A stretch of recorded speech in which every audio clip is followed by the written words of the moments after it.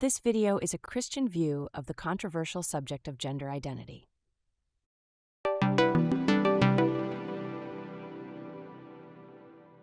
Welcome to this episode of Testable Faith. My name is Rana. I'm a biochemist and a Christian apologist, and I'm joined in studio today by Dr. Steve Willing and Dr. Christina Cirucci. So Steve, welcome. Thank you, Beth. Chris, welcome. Great to be here. Thank you. Yeah. And today we're going to be talking about gender-affirming care. And really what I want to do is just get each of your perspectives on gender-affirming care. Is it effective? And what should people think about when they are presented with that potential option of gender-affirming care? And the first thing maybe to do is ask the question, well, what is gender-affirming care? Steve, maybe you could take us, get us started, and then Chris, I'll invite you to jump in. Yeah, well, Chris is really the one who's addressed this in the greatest depth, but it simply proceeds with the idea that a child or adolescent with gender dysphoria who feels out of place with her sexed body experiences something that needs to be corrected, that some adjustment needs to be made. And the idea of gender-affirming care is rather than affirming their born sex, you affirm their perceived gender by changing names, by changing pronouns, possibly by dressing them differently, proceeding onwards to medical and ultimately surgical interventions. Yeah. Chris? Yeah, that's right. And I would add that if you think of the affirm and gender affirming, what gender affirming care is, instead of historically what was done with kids with gender dysphoria was counseling, what's called watchful waiting, giving them time, and they often would become comfortable with their birth sex. With gender affirming care, the physician or the healthcare provider affirms the gender that the child wants to be. So a girl that says, I want to be a boy, instead of looking at what's behind that and what has she had trauma, or there's often mental illness or struggles going on, is to affirm the gender the girl wants to be with little evaluation. Yeah. So this is a bit of an open-ended question. So Chris, Steve, I mean, what is your reaction as physicians to the whole idea of gender-affirming care? As a physician, I want the best for my patients. And one of the ways to provide the best for them is to get the correct diagnosis and to understand what's going on and what's behind it. And we know that a lot of kids with adolescents with gender dysphoria have a history of trauma, of abuse, autism, mental illness, and these things need to be addressed before doing permanent transition on these kids. So we hear kids that have detransitioned saying they never really got a full evaluation. And so rather than just affirming what the kid wants and letting the kid make the diagnosis, there needs to be a more in-depth evaluation of what's going on. Right. And as a pediatric neuroradiologist, I specialize in interpreting brain MRIs of children. And we've known for a very long time that children's brains are developing. It begins in utero and doesn't really end until the mid-20s. So the brain is developing during this time period. What we also know is that the brain is extremely malleable. We also call it plasticity, which means you can determine the course. You dig those channels through which the water may flow, and the more water flows through those channels, the stronger those channels and deeper those channels become. So the concern arises with gender-affirming care, whether it's really not gender-confirming care, that this very small inclination in early childhood that could go one way or the other, you're committing them to an outcome that's not predetermined, because what neuroplasticity also tells us is that the outcome is not determined in advance. The mature adult brain is shaped not just by genetics, but by the entire developmental trajectory up into adulthood. Yeah. So in other words, what you're saying is that, in a sense, if you go down the path of gender-affirming care, you are, in a sense, pushing that child towards, in a sense, becoming the gender that they imagine themselves. Is that right? And there's direct evidence for that. The original Tavistock trial, Tavistock was the site of the Gender Identity Clinic Service in the UK and the National Health Service. Their initial study group started with 44 kids. Now, the natural outcome, we knew this for some time, that the natural outcome of children with gender dysphoria is that well over half would desist. In other words, as adults become comfortable with their body. The average is about 85%. Some were higher, some were higher, some were lower. But 85% desist. What happened in the Tavistock series is out of that study group, when they followed them over time, only one desisted. 43 of the 44 went on to fully transition. So in this case, practice made permanent, that it changed the outcome from what would naturally have been expected. Interesting. So, Chris, part of the procedure of gender-affirming care involves the use of puberty blockers, right? And Right. then eventually cross-sex hormones. And this is not without consequence, right? That's certainly true. For a child, a adolescent that hasn't gone through puberty and transitions, they will typically be put on a puberty blocker to stop their normal process of puberty. And like Steve said, that sets them on a path, actually. First of all, parents are told, this will buy time. Just let them figure it out. Let's stop their puberty till they figure it out. But it doesn't buy time. It sets them on a path because 98 to 99% of them go on to cross-sex hormones. And puberty blockers, yes, they do have risks. Bone loss, mental or cognitive changes, effects on sterility. So we're talking about some serious stuff.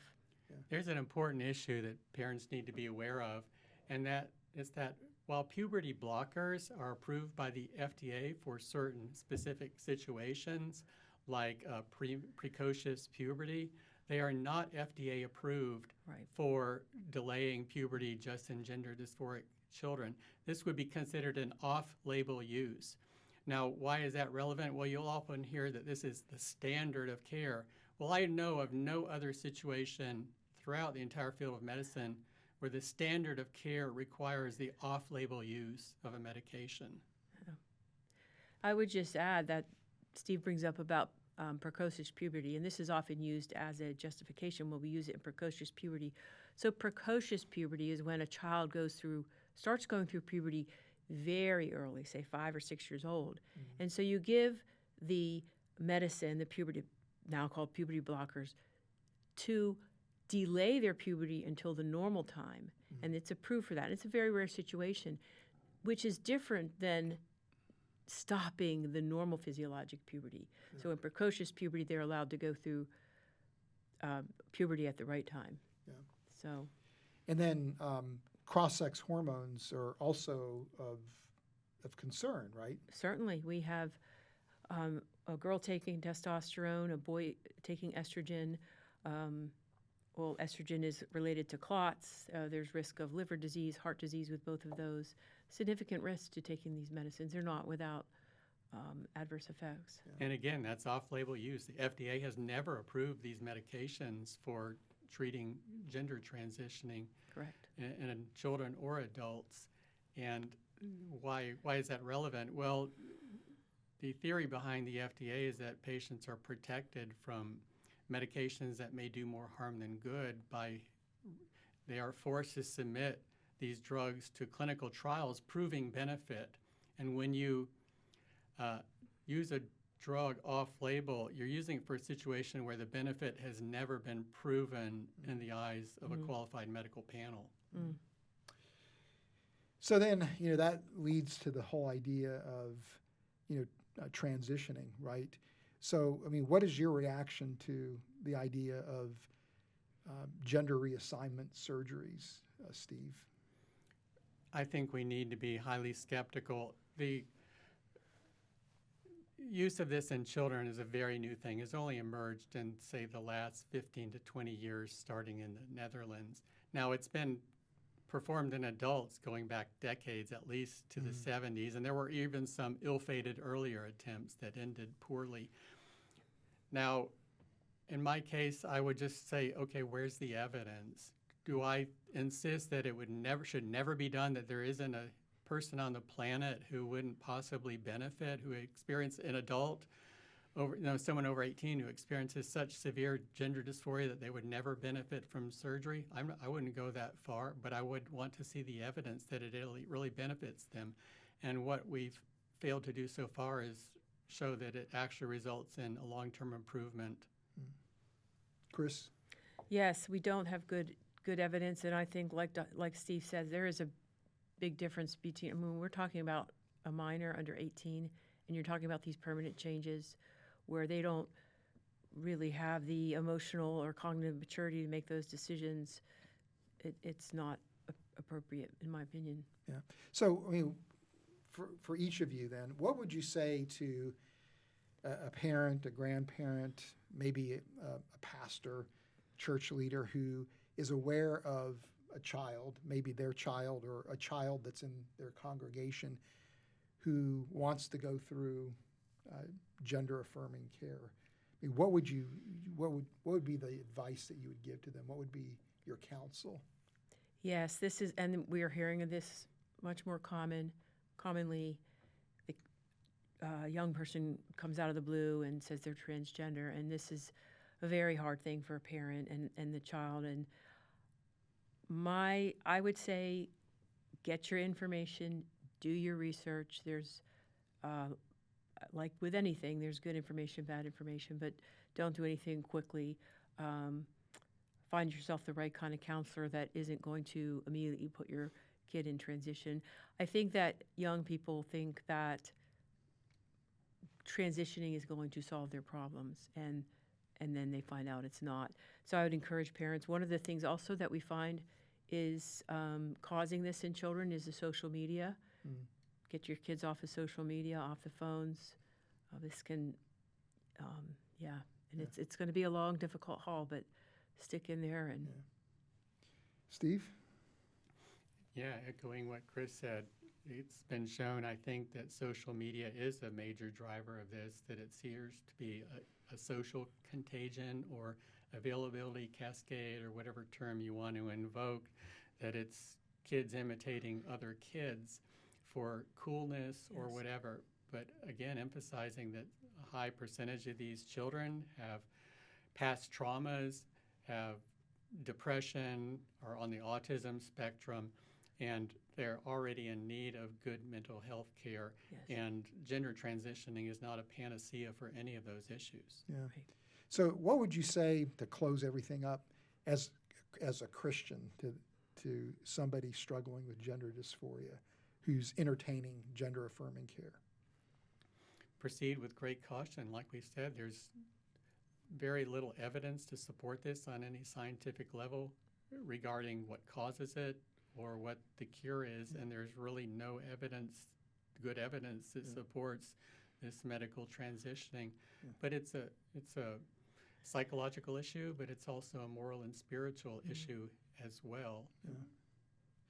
So how would you encourage them in terms of who they are in Christ? The important thing, and this is for transgender, for gay, for anything on the LGBTQ spectrum, as well as heterosexuals, it's fundamentally dehumanizing to wrap our identity in our sexuality, that we are so much more. We are created in the image of God to be his image bearers, that we are special and different from the animals, that we are made to rule in eternity in heaven alongside Christ. And everybody has to have an identity, but there are some ways to wrap one's identity around that are just intrinsically unhealthy. Yeah. Chris, what would you say? yes, I would first of all just offer my compassion. These young people are struggling and obviously in distress. And as Steve said, yes, they're made in the image of God, and God loves them and wants the best for them. And don't do anything drastic. And God God has a plan for you. Well, thank you both for being with us. This is a difficult topic, but I appreciate the way you handled it. Thank you so much for watching this episode of Testable Faith. If you want to know more about the gender identity issues, check out the links in the show notes. And until next time, God bless you.